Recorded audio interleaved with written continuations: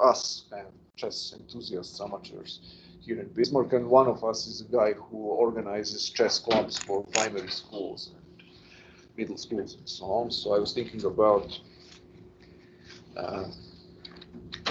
using his help to start a chess club here. So we'll see if turnout is good. At least a couple of you show some promise or certain skill level in chess. Maybe we can organize a chess club. Okay, but now let's get to the business. Hopefully, all of you could download the article for today. It's F.A. Hayek's Hayek competition as a discovery procedure. So we are still in the realm of trying to understand the process of competition as a discovery. I'm not sure if I try to print the letters that you will be better able to read my handwriting. Not sure. That's an article published. Actually, it's not an article. It's a translation of a speech that Hayek gave in German in 1968. The original German title is something that I cannot even pretend to pronounce. He was an Austrian economist, just like Joseph Schumpeter. They knew each other. Schumpeter was slightly senior to Hayek. Hayek was born in 1899 in Vienna, died in 1992 in Freiburg, Germany. In 1974, he got the Nobel Prize in Economics for his book Prices and Production. This particular article covers or offers a certain insight into the reasons why Hayek got the Nobel Prize in Economics. It develops some of the main themes of his economic theory, but what we are primarily interested in today is his understanding of competition. You've seen Joseph Schumpeter's theory of creative destruction, economics as a creative destruction. Hayek's piece, I don't know whether you got an opportunity to read it at least a little bit. I'll tell you the relevant portion when you prepare for the midterm exam. The relevant portion is pages from 9 to 17. The last 4 or 5 pages are relatively less important. They do not deal with the competition in and of itself, but some slightly related but slightly different issues. So everything that I'm going to say today primarily is developed pages 9 to 17. Right. He also offers a criticism. This piece is a criticism of the conventional concepts of competition, conventional models of competition that we talked about in class here, the price taker and price searcher model. Price taker, searcher, or perfect competition and imperfect competition.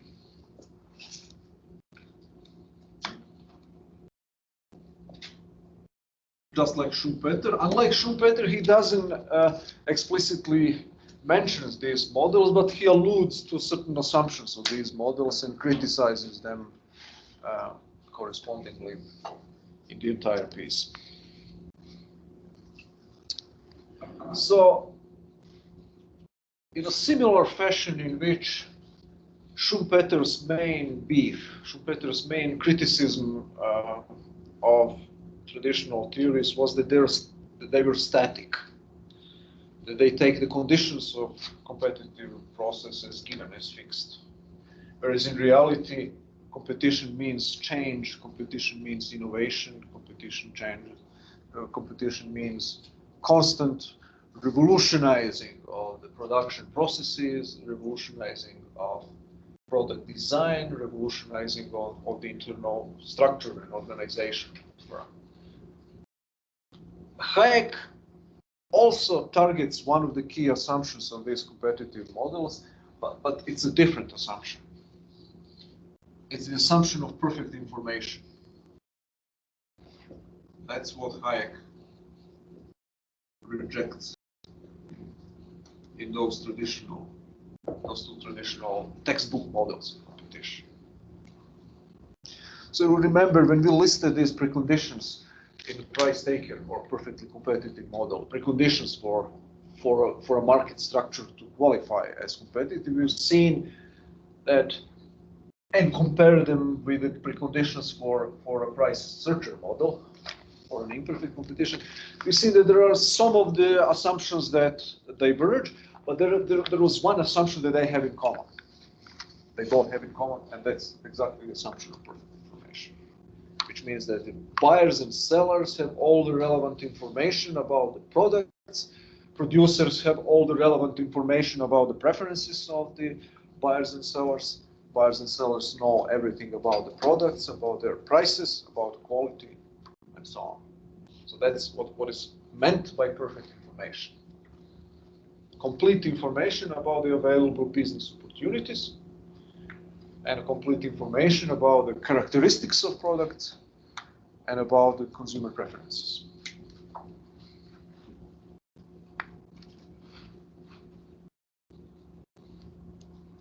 Hayek's main counter-argument to this is that this is not how the real-world competition works. In the real world, we do not have, very often, most often, we do not have perfect information. And this might sound kind of commonsensical to you. Of course, that we know that our knowledge about anything is imperfect, is incomplete, and so on. And yet, the economists so deeply or so thoroughly absorbed this theory of textbook competition that they started taking this assumption of perfect information completely seriously. To the extent that they would treat any departure from the real world, in the real world, any departure from the real, in the real world from this assumption as a sign that something must be wrong with the real world. So you have one example just to illustrate this to you. To what extent this is indeed the case. It's not that I invented it. You have in economic theory something called the information asymmetry.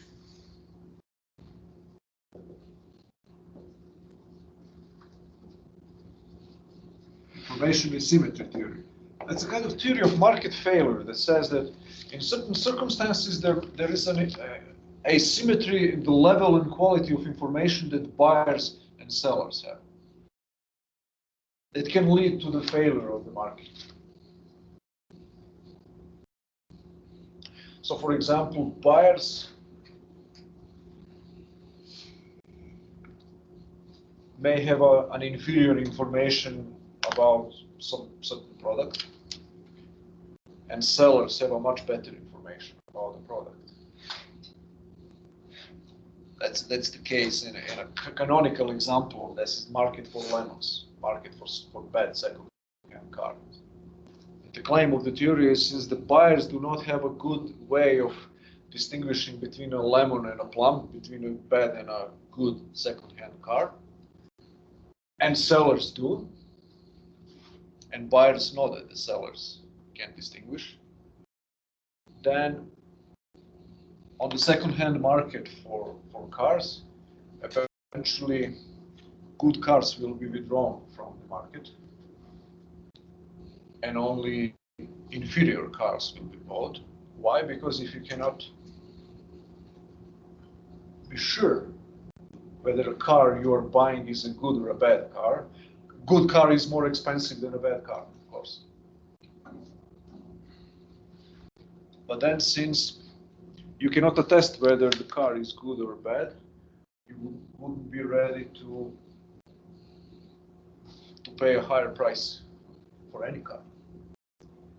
Because the car for which you are paying a higher price might be a lemon, and you might not know that.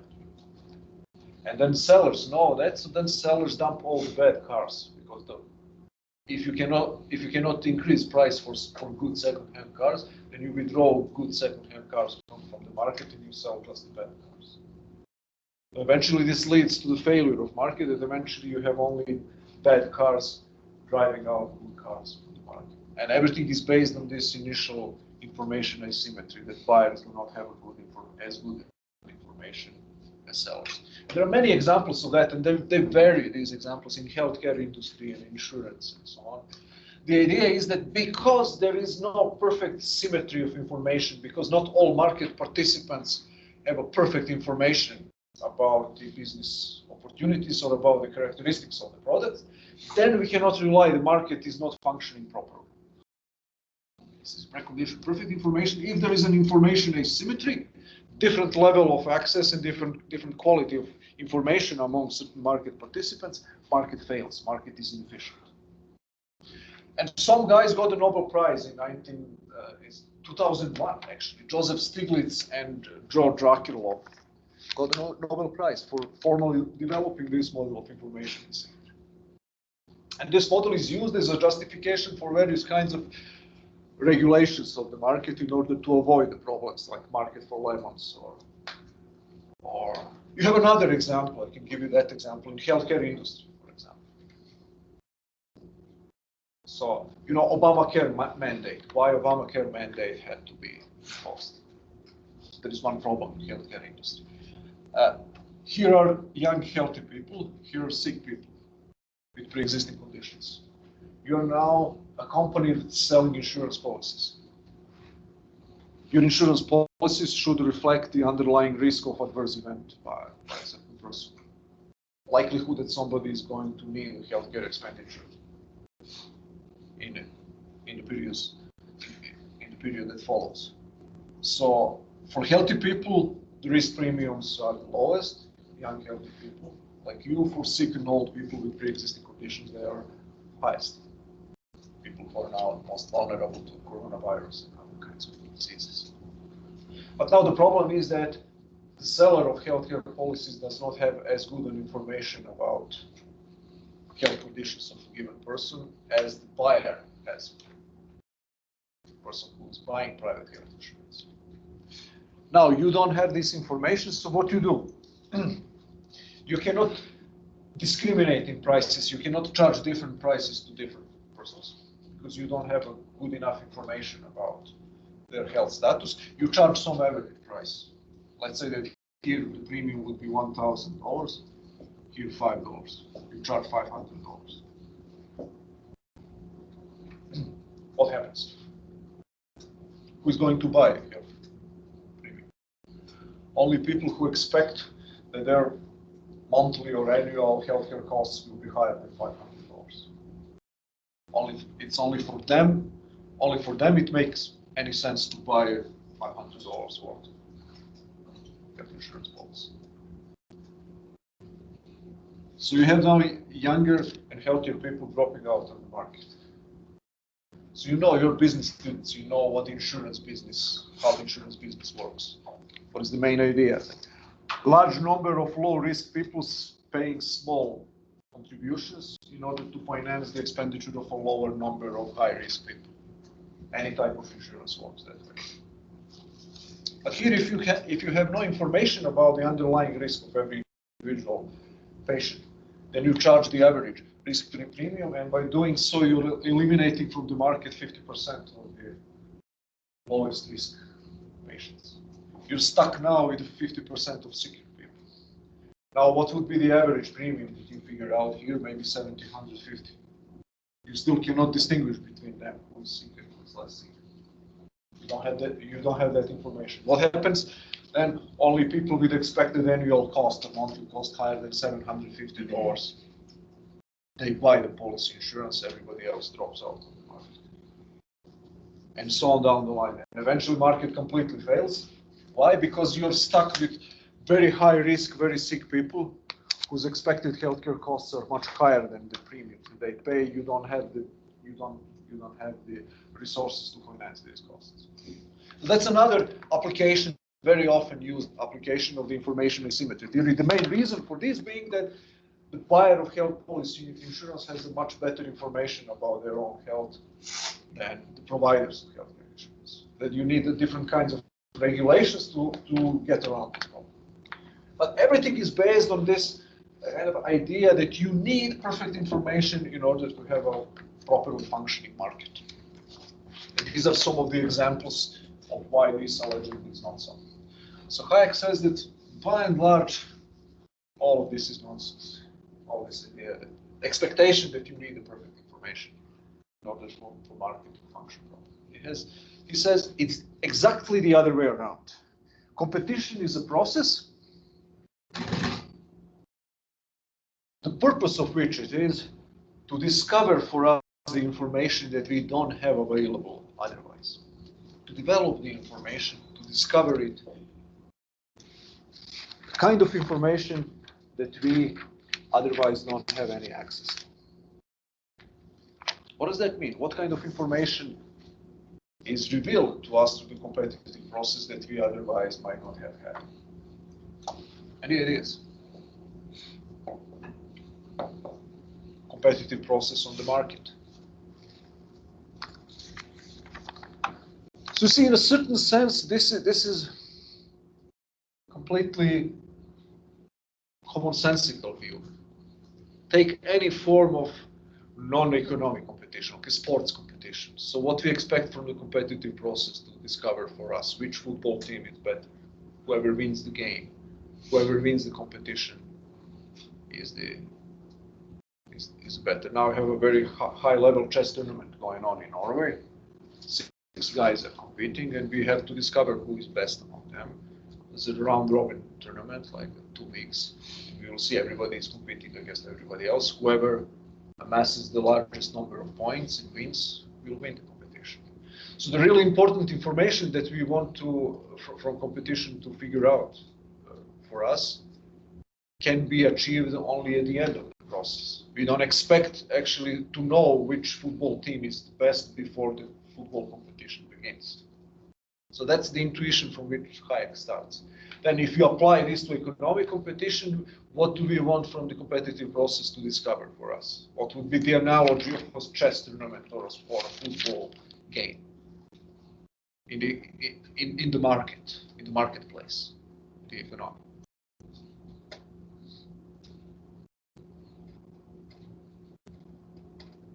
What is the kind of discovery that we make through the competitive process? Who's the best? Who's the best? Who's the best in what? Which firm is the best? We figure out, how do we figure out who is the best? How much money they profit? But in chess, we know Magnus Carlsen is the world champion. He is the best in playing chess, game of chess, that has certain rules that everybody can understand, and he is best than anybody else. In football and in basketball, Magic Johnson is the best player who ever lived. That's a dogma. You're not supposed to reject it. Okay, whatever. LeBron James. Now that's a debate. Who is the greatest of all time? I still think it's Magic Johnson. But whatever, you know what you're talking about, whether it's LeBron James or Magic Johnson, you know what they are best in the game of basketball. But who is the best in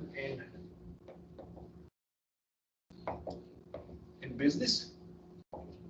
Best in what? Earning money. What they have to be best of in what kind of activity they need to be best in order to earn most money. That's a further analytical point we have to figure out.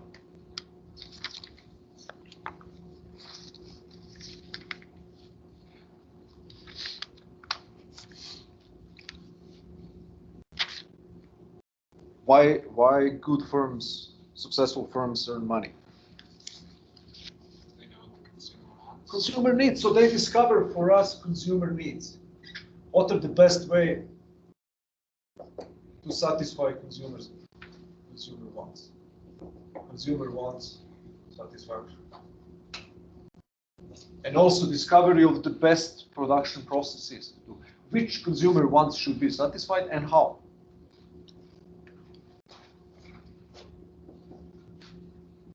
There are millions of different production processes by which you can make an automobile or an airplane or a chocolate cake. And not all of them are equally good. And we don't know which one of them is the best one before we allow firms to compete and to find out which one is the best.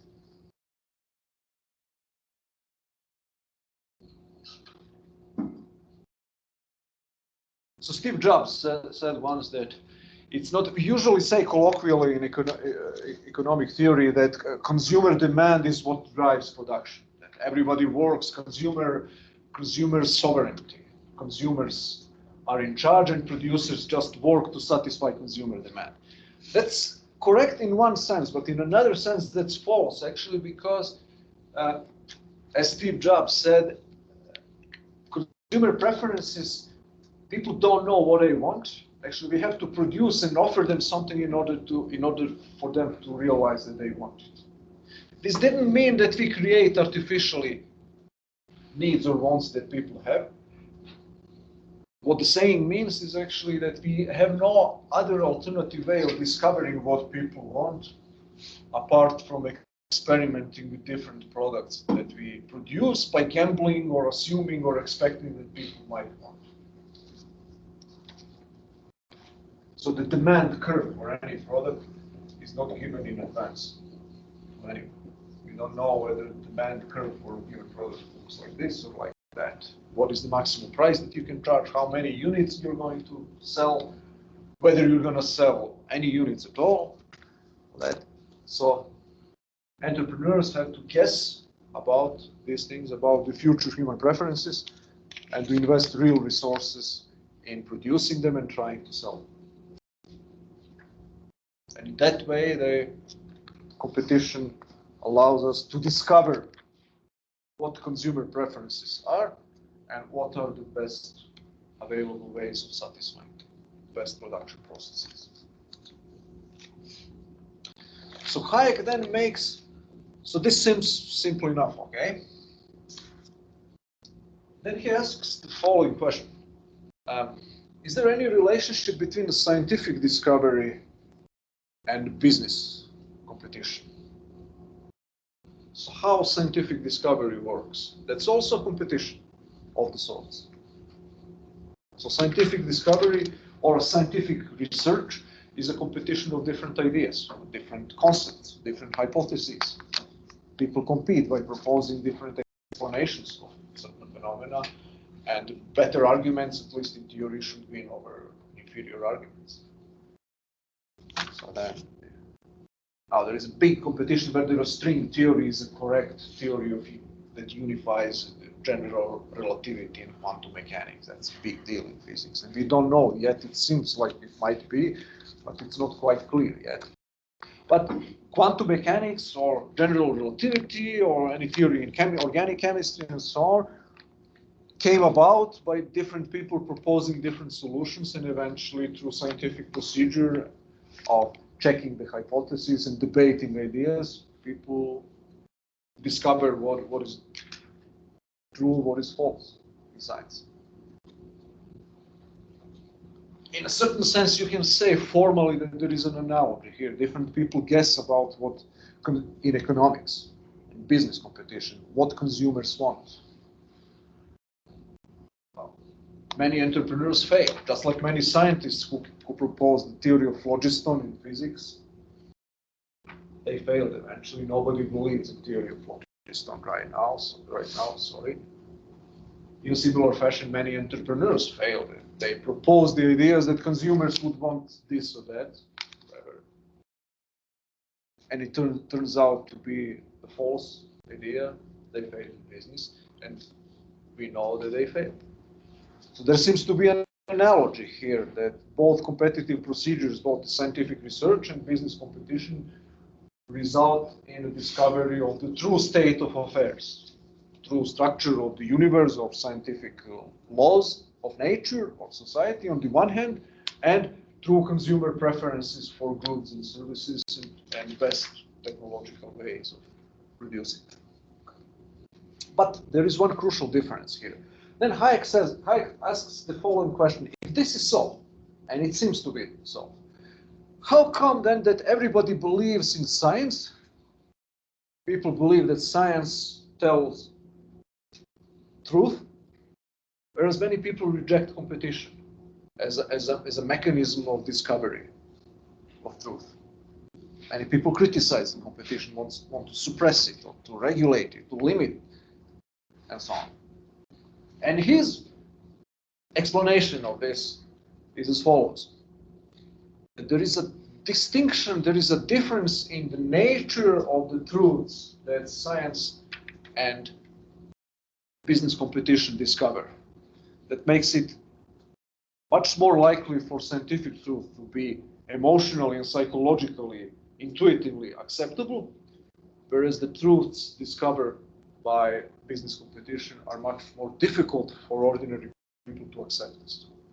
What does that mean? That means that scientific competition discovers general rules, regularities, or laws, something that will remain true in 100 years, if it's really correct. So quantum mechanics, the largest revolution in modern science and physics, happened in 1920s, late 1920s. It's still with us. Heisenberg's principle of uncertainty is still what it was in 1928 when Heisenberg got the Nobel Prize in physics. They don't change. So then people can realize and appreciate the significance of scientific competition because they can attest themselves to the durability and stability of the results of scientific progress. The laws of nature that are discovered, the law of gravity is what it was with some small tweaks by Einstein in the 20th century. They are pretty much the same as when Sir Isaac Newton discovered them in the 17th century. Pythagoras' theorem is what it was 2,500 years ago, when allegedly the sage Pythagoras discovered it, although we don't have precise evidence. What was it? On the other hand, in economics, what is it that economic competition discovers? Discovers the structure of human preferences at one point in time that will change to the next day. What people wanted to buy today might not be, and very often is not, the same as what people would want to buy tomorrow. So Hayek says on page 11, this article says, the difference between economic competition and successful procedure of science is that the former, meaning competition, exhibits a method of discovering particular temporary circumstances. So these are particular temporary circumstances that people would want to buy a particular type of chocolate cake this week, which is produced in a particular fashion that might change the next week. While science seeks to discover something often known as general facts, i.e. regularities in events, and concerned with unique particular facts only to the extent that they tend to refute or confirm its theories. You see, the general character of knowledge that science produces makes for people much more likely to accept and appreciate the significance of scientific competition, whereas this particular and transient and temporary character of knowledge that we gain through economic competition makes it much more disposable in people's minds. It doesn't seem such a big deal. I mean, discover what people prefer, what kind of fish or what kind of clothes people in Bismarck prefer this week. That's what market prices and entrepreneurship discover for us. Since this is a matter of general and permanent features of our world, scientific discoveries have ample time to demonstrate their value, whereas the usefulness of particular circumstances disclosed by economic competition, this is conditions of demand and what is the best way to produce, all of these are to a considerable extent transitory. It's change, temporary.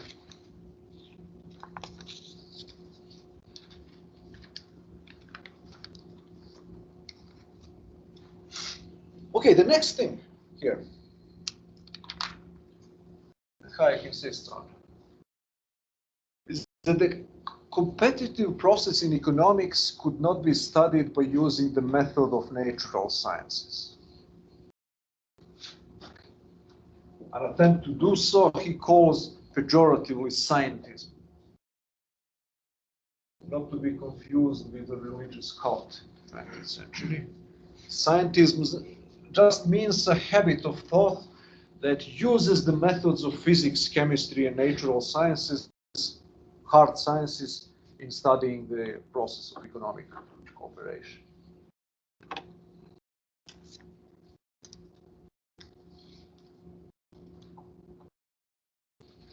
Now, can you tell me what is the basic difference between natural science and social science? What is the main, or what are the main differences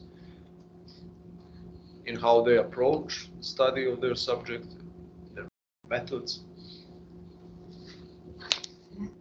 Between physics and, let's say, economics, or chemistry and sociology. Observing nature versus like observing humans. What is the main difference? You observe and study nature versus human society. What is the main difference in the character of the facts that you observe? Facts in natural sciences, what are the characteristics of these facts? What's the main characteristic? They are unchanging, they're stable.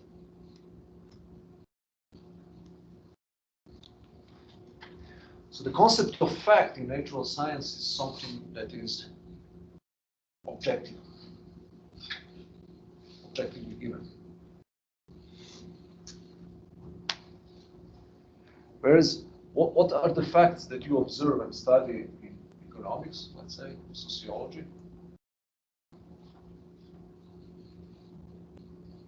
Human ideas, human preferences, human wants, human decision making. And what is the main characteristic of these? That they are unstable, unpredictable, changing from one moment to another, and subjective.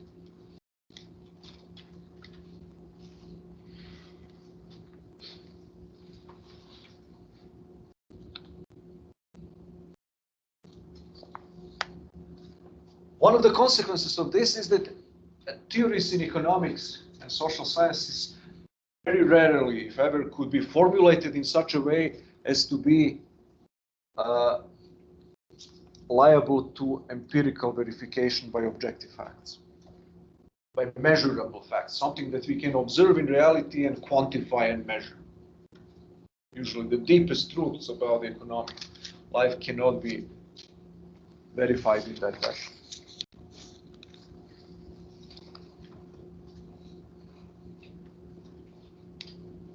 Now, he says that in economics, we have certain attempts to do so. He spends quite a few pages on so-called macroeconomics.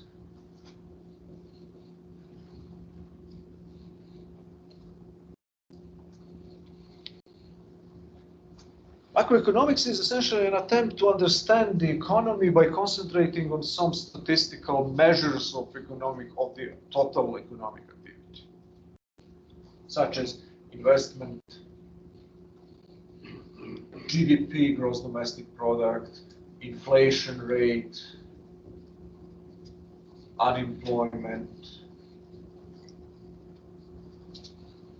and so on. All of these are statistically measurable. If you've taken macro courses with me, you will remember that there are quite a few lessons about how we calculate GDP, how we calculate unemployment rate, what is inflation, how is inflation measured, and so on. Different indices of inflation, and what is the investment, private versus government investment. So these aggregate variables that could be measured by statistics are then used as explanatory variables, as if they are real causal agents in economics, as if they produce effects in reality. So what Hayek says, on the contrary here, is that all these variables here are just the products, just artifacts of human action, which is based on individual unpredictable preferences.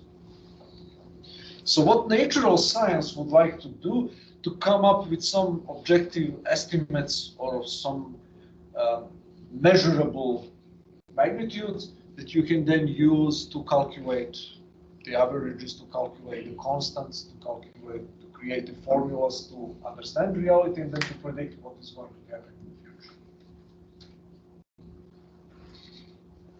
So I have the constants. You know, if I drop a marker, I know the acceleration of gravitational acceleration. I can calculate, for example, the distance between here and the surface of the Earth. So I can predict what's going to happen. In physics, if you have sufficient knowledge, you can predict the future in a certain sense. And economists sometimes delude themselves that by using these statistical magnitudes, they can predict what's going to happen in the economic life in the future. Hayek says that's not the case.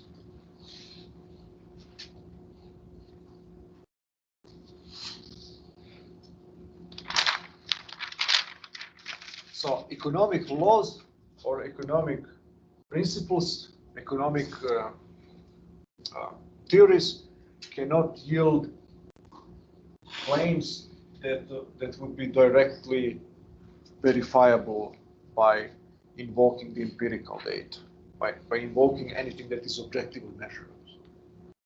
Because the facts in economics, the really important facts that are causal agents, that cause anything to happen, are not these objectively measurable, observable numbers.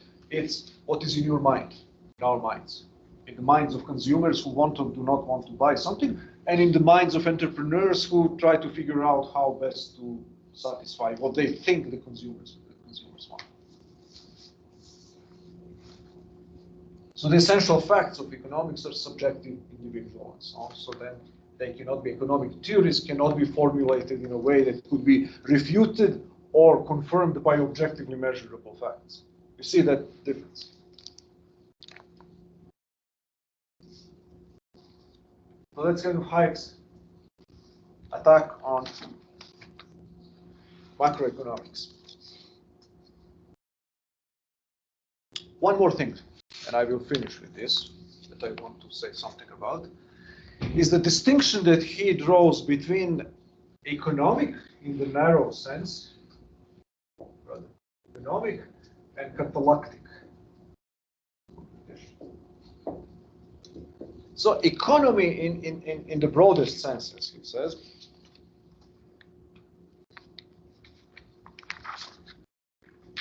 means something very simple.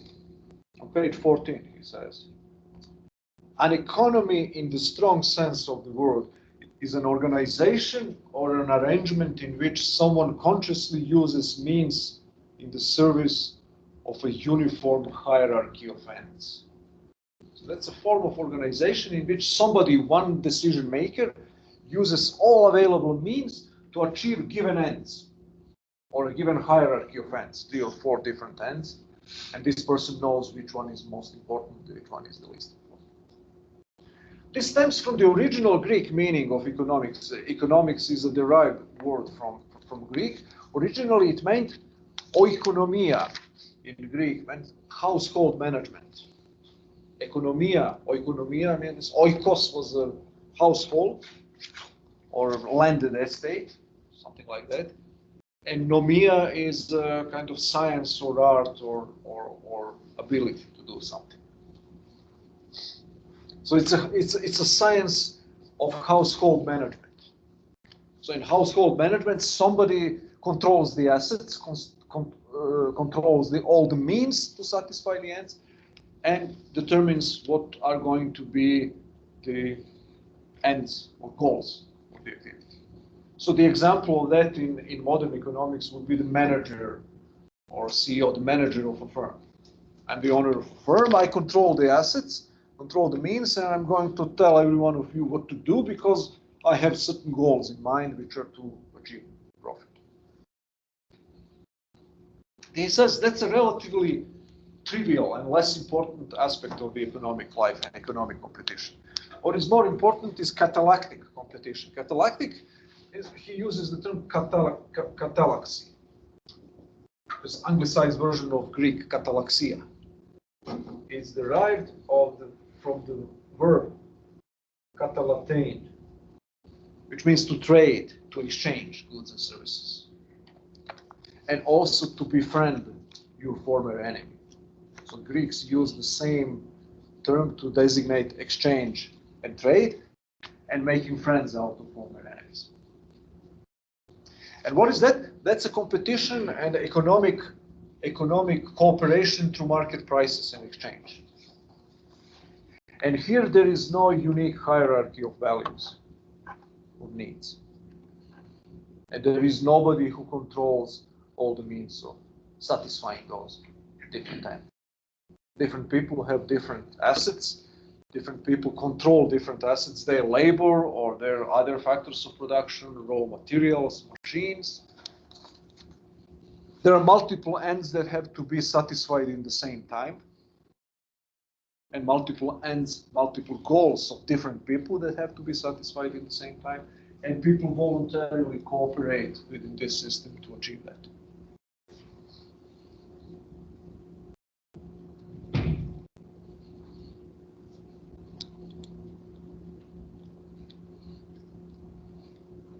The key assumption of this is the following. The knowledge that is relevant for satisfying this multitude of human ends that everybody has is not given to any one economic agent. Which means the knowledge, what is necessary to be done in order to satisfy consumers the best and to produce what they need in the most economical way, is not a kind of scientific knowledge of general rules that you can learn. It's what Hayek calls particular knowledge of time and place. That's a catchphrase that he uses in another article that he, I think, references at one point here. Particular knowledge of time and place. What is that? So that's not a knowledge of even of general economic laws. That's just a particular knowledge of certain types of information that is available to you in virtue of being who you are and where you are. Some mid-level manager in some firm might know that one employee or another might be slightly more efficient if switched to another task. Or he or she may learn how better to utilize a machine to a greater degree than beforehand. Or somebody might know the conditions of local demands in their own place that nobody else knows, and then take advantage of this superior knowledge. So the knowledge that is necessary for economic competition is not a general knowledge of some scientific deep truths. It's just this particular knowledge of certain circumstances that you are familiar with in virtue of being where you are. You don't need to be particularly sophisticated or knowledgeable or educated in order to have the good knowledge about this. You have to be practical and prudent and capable of seizing the opportunity to use your particular knowledge for your own economic gains. And that's why entrepreneurs, you don't need a Harvard-educated genius to be a good entrepreneur. Entrepreneurial prowess is not the same thing as intellectual sophistication, education, and so on. It's a quite vice versa, I would say. There is any kind of inverse relationship between the level of your kind of deep philosophical education and entrepreneurial knowledge. I would say that professors of economics are usually very, very bad entrepreneurs. This might seem paradoxical to you. These people should know something about economics. How could they be bad in entrepreneurship? And the deeper answer to this is that the kind of knowledge and the kind of abilities that you need as an entrepreneur do not require theoretical knowledge of general principles. It requires this particular knowledge of time and place, circumstances that you know and nobody else knows, and that you know better than anyone else how to exploit. That's why if you want to be a good entrepreneur, I can guarantee you that you don't need that school might not be, or college might not be a prerequisite for that. It might be prerequisite for you for other reasons, but it will not create an entrepreneurial talent, or it will not nourish your entrepreneurial talent in any shape or form. Okay, you agree or disagree? Have any questions? I didn't give you much time for that. We're already out of time. Okay, I will post the homework assignment covering competition theory probably today. Have a nice break and see you all on Monday. It's going to be due on Sunday. It will be on probably tomorrow.